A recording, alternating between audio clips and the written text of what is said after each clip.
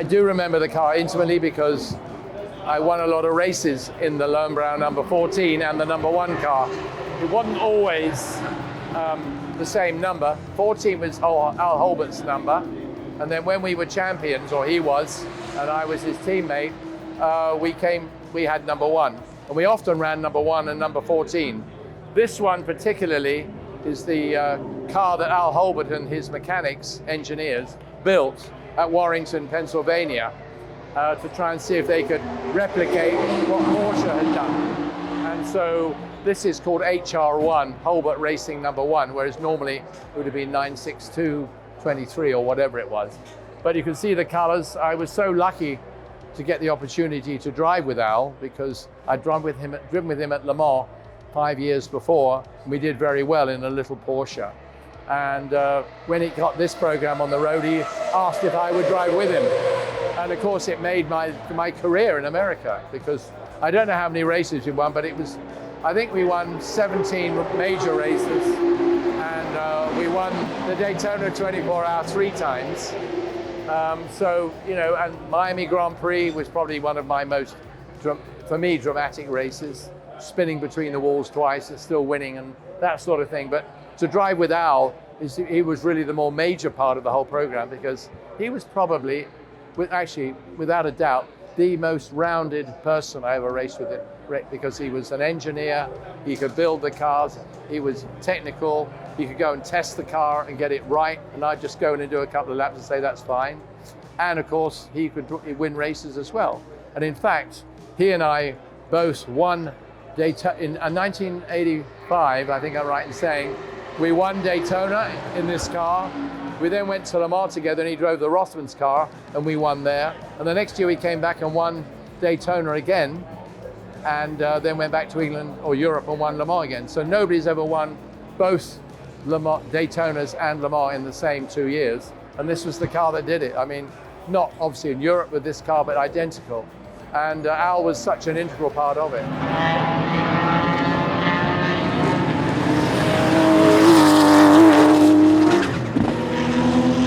Technically speaking, the car weighs under 2,000 pounds, 1,940 pounds. It's a 5-speed gearbox, 3.2, 3.3 litre, 8-cylinder engine, single turbo. In Europe, we had twin turbos.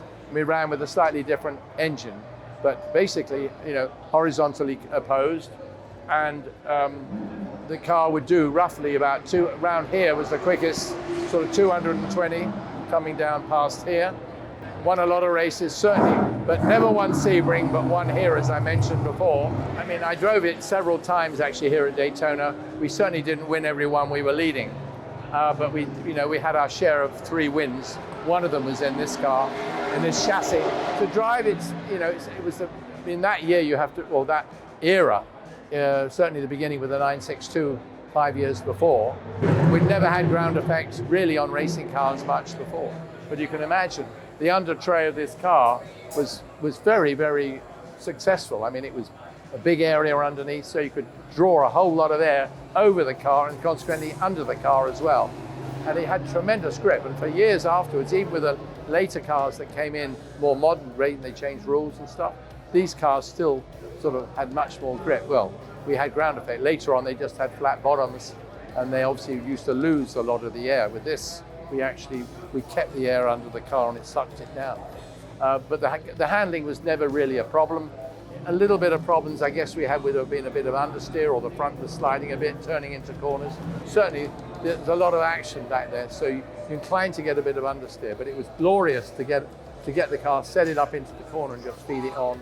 And it would leave a black tar mark out as you went out the corner. It was very dramatic, very exciting to drive. So this weekend, I haven't driven for a while. Actually, I drove at Rennsport last year at the Porsche weekend and did 2 races, 2 half-hour races, and was going quite quickly apparently.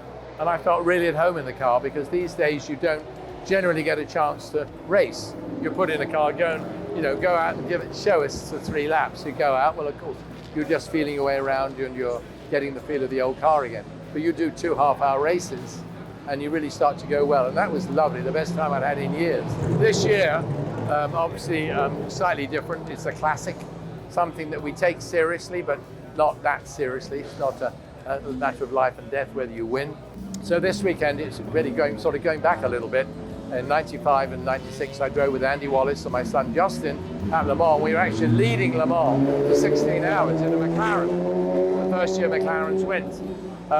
Changed a bit now. I'm driving with, or Justin's going to share the driving with us here, but also we got Al Holbert's son, Todd Holbert.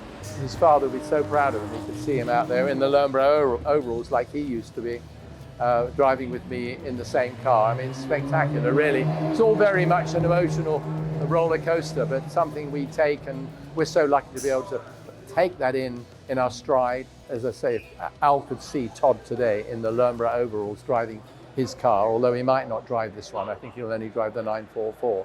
It's still special.